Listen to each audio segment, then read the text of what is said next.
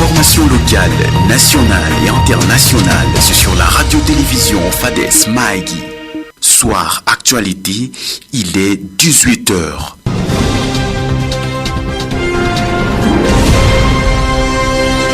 Samuel Munguromo Atido.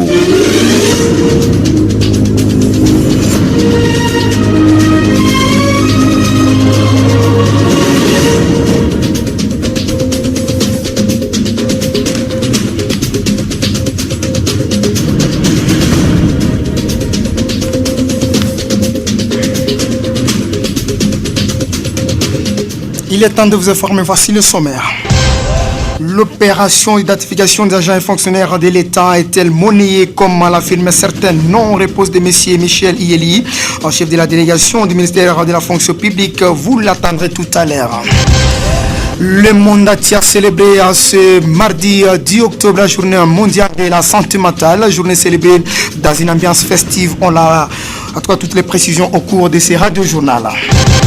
En politique, réception des kits électoraux, un signe irréversible de la tenue des élections. En Ituri, déclaration de Jimmy Anga Matadri, secrétaire exécutif provincial de la CENI. On a parlé tout à l'heure. La partie sportive, œuvre de Timothée Genshana, Plimo Samuel Munguromo Atido. Merci à Caleb Pio.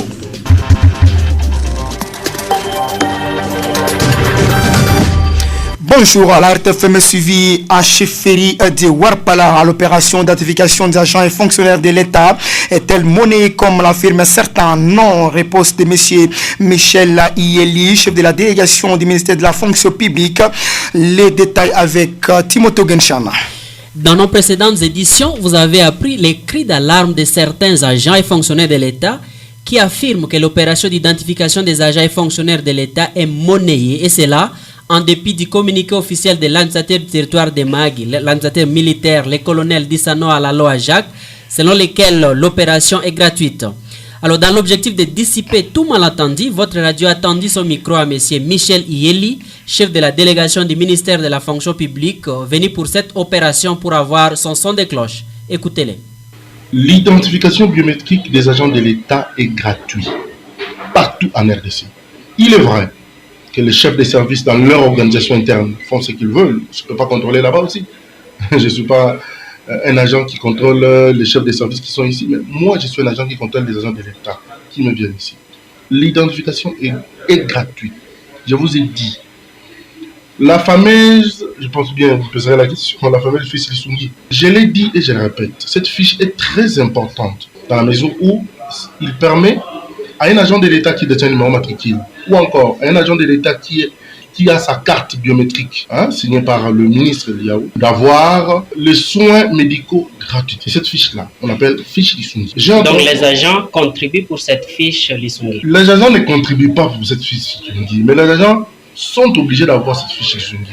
Quand ils viennent pour recevoir cette fiche-là n'est pas tombée du ciel. Moi, je ne peux pas m'amener avec des sacs de fiches venant de Kinshasa vers ici. Non, ici, il y a une imprimante, il y a une photocopieuse. Cette photocopieuse a besoin de papiers, cette photocopieuse a besoin d'encre. Raison pour laquelle, à chaque fois qu'ils viennent ici, ils demandent, les chefs de service demandent, ne fût-ce qu'un minimum $1, ou peut-être 2, pour permettre à ce qu'on puisse acheter l'encre. Vous connaissez, l'encre n'est pas en gelin, le prix n'est pas en gelin, il n'est pas en francs congolais, c'est en dollars. Si vous partez, vous allez demander, c'est en dollars. Donc, cette machine-là ne produit pas de fiches comme par magie. Non, c'est très important d'avoir d'abord cette. Mais pourquoi cette opération? Qui sont concernés et quels documents faut-il présenter? Écoutons une fois de plus M. Michel Iyeli. La fonction publique a mis en œuvre l'identification biométrique de chaque agent pour permettre à l'État de contrôler tout un chacun qui est agent de l'État, qui détient un numéro matricule, qui est payé ou non. Voilà. La cause vraiment de cette identification, c'est pour maîtriser les agents de l'État, de la fonction publique. Ceux qui sont concernés, c'est ceux-là qui détiennent le numéro de la fonction publique. Les documents à exiger, la fameuse arrêté qui donne le numéro matricule, c'est une obligation. Chaque agent doit détenir l'arrêté de nomination, plus une commission d'affectation, là je souligne, une notification, le diplôme d'État qui est important, une carte d'électeur éligible. Donc. Nous poursuivons avec ces radio-journal d'autres dossiers. Le monde entier a célébré ce mardi 10 octobre la journée mondiale de la santé mentale. La journée célébrée dans une ambiance grandiose des conférences à l'université Lac-Albert de Mahagui sous le label de la faculté de psychologie et éducation dans la grande salle de cette alma mater des élèves étudiants un cœur académique de différentes universités, mais aussi plusieurs cours sociaux et organisations y ont pris part. L'activité du jour a commencé par la présentation du sketch sur la globalité des violences sexuelles et sa prise en charge. C'est alors que des interventions ont été données et il faut noter conformément à la santé mentale sous le thème de l'année, la santé mentale, un droit universel. Il s'agit notamment de Dr Robert Luambo, secrétaire général académique de l'ISTEM Mahagui, et le chef de travaux Oukelo Pierre Claver, spécialiste en psychologie. Ils ont fait savoir que presque tout le monde souffre de la maladie liée à la santé mentale. On écoute ici Dr Obelwambo. La santé, c'est un état complet de bien-être physique, mental, psychologique et ne consiste pas seulement à l'absence de maladie ni d'infirmité. Alors, la santé mentale, c'est une dégradation par rapport à un des éléments qui pouvait influencer notre santé du bien-être. Alors, c'est comme ça que nous sommes venus. Nous devons avoir une bonne santé mentale. Et la santé mentale doit commencer d'abord par notre famille, dans la société, dans notre commune, dans notre territoire et partout ailleurs au niveau des services. Si nous avons une bonne santé mentale, la santé mentale va faire à ce que nous puissions bien nous comporter. Quels sont les facteurs qui peuvent influencer la santé mentale? La première des choses, ça serait les facteurs biologiques. Autre, c'est les facteurs sociaux. Nous avons les facteurs familiales, mais nous avons aussi l'hérédité qui entre en compte. Parce que nous sommes dans notre petite famille, même les conflits que nous faisons entre parents dans la famille, l'enfant peut capter ça et l'enfant peut influer sur sa santé ultérieurement. Nous avons aussi dit que la santé mentale, les gens qui ont les troubles mentaux ne sont pas seulement les gens là que nous appelons fous, mais dans la communauté, nous avons beaucoup de cas de troubles mentaux par l'anxiété, qui est une maladie mentale aussi, et troubles d'humeur. Quand tu arrives, les gens sont en train de chanter, toi tu viens en train de pleurer. Quand les gens sont en train de pleurer, tu viens en train de rire. Les troubles d'humeur, les troubles de personnalité. Vous avez les troubles dépressifs. Il y a les gens qui ont la peur excessive d'un élément. Ça peut être l'agoraphobie, la perte de l'espace. Ça peut être aussi, vous avez le stress post-traumatique. Satisfait de l'organisation de la journée, le professeur Tokyo Jean-Paul, le secrétaire chargé de la recherche de l'université Lac-Albert de Mahagui, encourage l'événement et demande à tout l'auditoire d'en faire une forte sensibilisation. Je pense que les échanges ont été très fructueux jusqu'à ce que je pense que ça a atteint la satisfaction de tout le monde. On comprend que la santé mentale est un parent pauvre des soins de santé primaires. Déjà, avec la santé mentale, on sensibilise même les activités que nous faisons. C'est pour que ces services soient intégrés dans les soins de santé primaires. Comme vous avez suivi lors de la conférence, on a eu à dire que normalement dans un hôpital, on devrait trouver même une clinique pour les psychologues. Le circuit doit être intégré entre les médecins, les avocats et les psychologues, en même temps la réinsertion socio-communautaire des personnes qui présentent les problèmes de santé mentale dans la communauté. J'exhorte seulement les gens qui ont été présents à la cérémonie de relayer le message. Il y avait eu les médias, il y a toute autre personne, les participants libres, les invités, tel que la salle était très pleine, que tous ces gens-là deviennent des sensibilisateurs afin de prolonger le message, le petit message que nous avons recueilli aujourd'hui. L'unique journée ne suffit pas, mais si nous prolongeons nos voix avec ce que nous avons écouté vers nos communautés respectives, je pense que nous aurons contribué énormément à la célébration de cette journée. Des éléments requis par Registre ont débuté la matinée en ces cadres d'échange et réflexion s'est clôturé dans une satisfaction totale. Rendons-nous à Chefferidi Mukambo, nous parlons de sécurité. Qu'est-ce qui se passe exactement chez Chefferidi Mukambo? La population de cette partie du territoire de Mahagui continue à subir les menaces régulières de la milice Codeco. Et à ce moment, Dongijo Kuba désiré qu'il annonce, alerte les autorités pour une sécurité urgente. Alors, les coups subis par la population du groupement Moussongwa la semaine dernière, la journée de ce lundi, la milice Codeco est déjà visible au groupement Arrêt et précisément au centre de négoce de Bessie. Ces inciviques risqueraient de gens déposer la loi à la population aussi longtemps que les gouvernements congolais n'interviennent pas plus vite que possible. On écoute ici donc Kuba au téléphone de Gista. nous prenons en témoin le territoire de Mahagi, nous prenons en témoin l'Ituri et nous prenons en témoin la République démocratique du Congo et le monde entier que Mokambu est sous une menace de la milice Codeco. Après la construction de ces camps militaires à Mosongo en mars dernier 2023, la Codeco signe maintenant une autre expansion et maintenant c'est le tour du groupement ARC, et plus précisément dans le centre de négoces de Bessie, où la Codeco est venue à un grand nombre et obliger la population à construire encore ces camps militaires. Et c'est à quelques 10 km du chef-lieu de la chefferie de Mokambu. Quel est le sort maintenant où Mokambu risque de disparaître sur les concerts du territoire si le gouvernement et les autorités militaires qui nous gèrent n'agissent pas? Alors nous disons, pour répondre à ces fléaux que guette notre population ici, fléaux qu'impose la milice Codeco, il va falloir que le gouvernement militaire, provincial, national, déploie en urgence les militaires. Parce que si 2-3 jours passent, nous ne connaissons pas quel serait le sort de notre population. C'est là à couper directement le trafic. Rovinga, Zi, Rovinga, Mokambu. Nrele, Bessi, Apala, le trafic est coupé. Alors nous disons, si plus rien ne se fait, on risque de vivre un pire que la milice Codeco va imposer à notre population. Prenons la politique à présent. Réception des kits électoraux, un signe irréversible de la tenue des élections en Ituri. Déclaration de Jimmy Angamata, secrétaire exécutif provincial de la Sénat province de l'Ituri. Les premiers longs des kits électoraux, notamment les dispositifs électroniques de vote réceptionnés le dimanche 8 octobre à l'aéroport de Bunia par le secrétaire exécutif provincial. Ces matériels continuent à arriver par vagues successives à l'aéroport comme c'est le cas ce lundi 9 octobre 2023 avant de poursuivre et que d'autres matériels vont passer par la frontière à Aru pour servir aussi la province du Haut-Uélé. Tout cela démontre en suffisance que la tenue des élections à la date du 20 décembre 2023 sera effective et irréversible partout à province de l'Ituri, a-t-il confié à la rédaction de Ituri Online.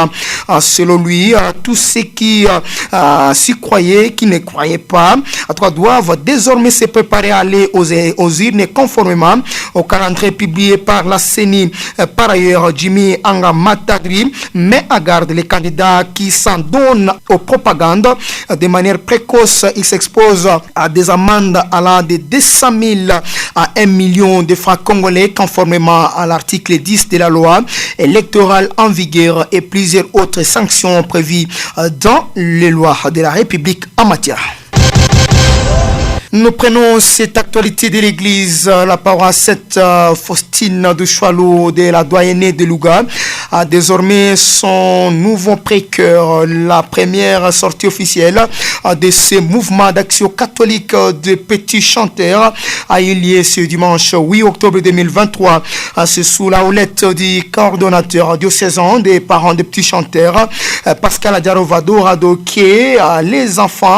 Ces enfants ouverts leur bouche pour la première fois chanter à l'Éternel en présence du président d'honneur Tomoa. Une satisfaction totale pour Adiarova. Sont pour l'encadrement des enfants dans la vie spirituelle, pourquoi pas professionnelle. Il y a une nouvelle précaire là de l'autre côté à Uchoualo. De l'autre côté, quand même ça fait de bien. C'est la paroisse Sainte-Faustine. Vous savez que les enfants sont là, comme on a toujours dit que tous les enfants du monde chanteront la paix de Dieu. Première sortie même des précaires. Ce sont les mouvements d'action catholique. Il faut noter que par rapport à cela, l'occasion pour lui d'encourager toute la jeunesse du territoire de Magui à vivre sans cesse sous l'encadrement et au respect de leurs parents. C'est les parents qui vont montrer aux enfants les chemins de l'école et les chemins de l'église. On doit avoir les enfants dans la vie professionnelle et dans la vie religieuse aussi. Je demande à tout le monde, surtout les parents, d'avoir les enfants massivement dans les différents mouvements d'action catholique et pourquoi pas d'autres mouvements. Il y a d'autres églises aussi, il y a des mouvements, il y a des jeunes. Il faut toujours encadrer les jeunes déjà. Et signalons que toutes les paroisses du doyenné Sid ont leur cœur et précaire sauf la paroisse de Angoumou. Nous sommes à chefferie de Mokambu. 9 personnes tuées en moyenne par jour par les groupes armés. Déclaration ce lundi 9 octobre de la chef de la MONUSCO, Bintou Keïta, au Conseil de sécurité des droits de l'homme. Nous sommes à l'ONU lors de son intervention dialogue interactif renforcé sur la situation des droits de l'homme en République démocratique du Congo. La situation des droits de l'homme reste affectée par les violences armées dans les provinces d'Ituri, du Maïndombe, Kwilu, Kwango, Congo central, Kinshasa et Nord Kivu et Sud Kivu. Il faut noter qu'elle a condamné l'escalade des violences entre les groupes armés alliés au gouvernement et au M23 dans le Massissi depuis 10 jours et qui a causé plus de 84 personnes déplacées internes. Nous parlons sport.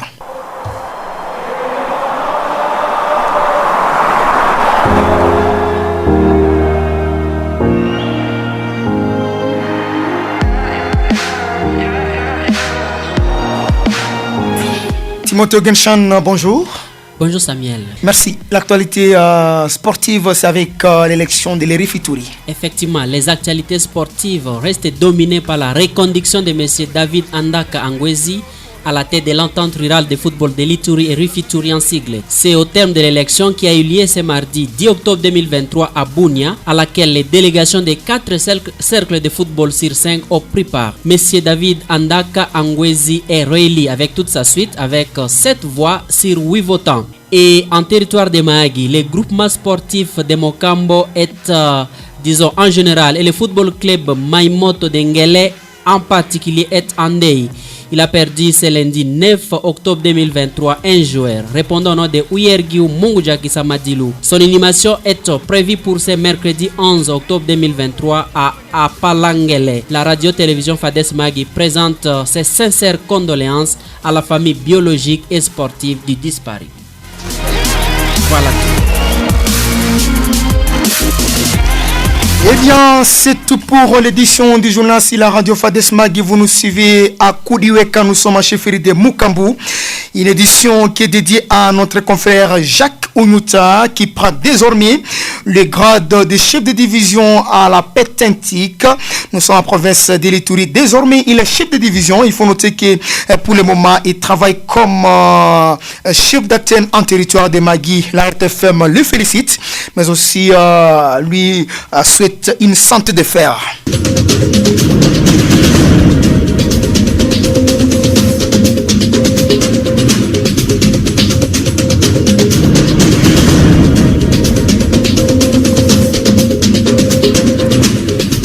Vous l'avez suivi, l'opération d'identification d'agents et fonctionnaires de l'État est-elle monnayée comme l'affirment certains? Non, réponse de M.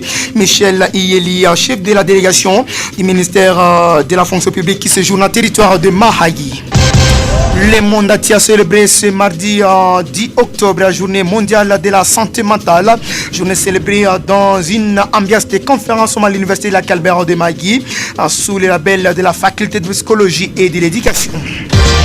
En politique, réception des kits électoraux, un signe irréversible de la tenue des élections en province de l'Ituri. Déclaration de Jimmy Anga Matadri, secrétaire exécutif provincial de la CENI. Nous sommes en province de l'Ituri. Qu'est-ce qui se passe exactement chez Ferry de Mukambu? La population de cette partie du territoire de Magui continue à subir les menaces régulières de la milice Codeco. Et voilà aussi le groupement Aré vient d'être touché. L'édition complètement finie. Dites merci à toute l'équipe rédactionnelle. Merci à M. Kalepio MCTN. Merci à mon confrère Timothée Genshan qui m'a véritablement accompagné. Appelez-moi Samuel Munguromo Atido. On se retrouve prochainement avec le même plaisir.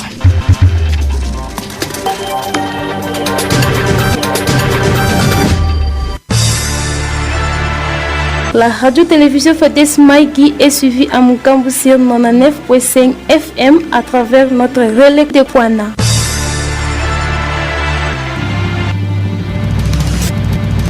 La 103.6 FM, la fréquence qui donne le plaisir d'écouter la radio.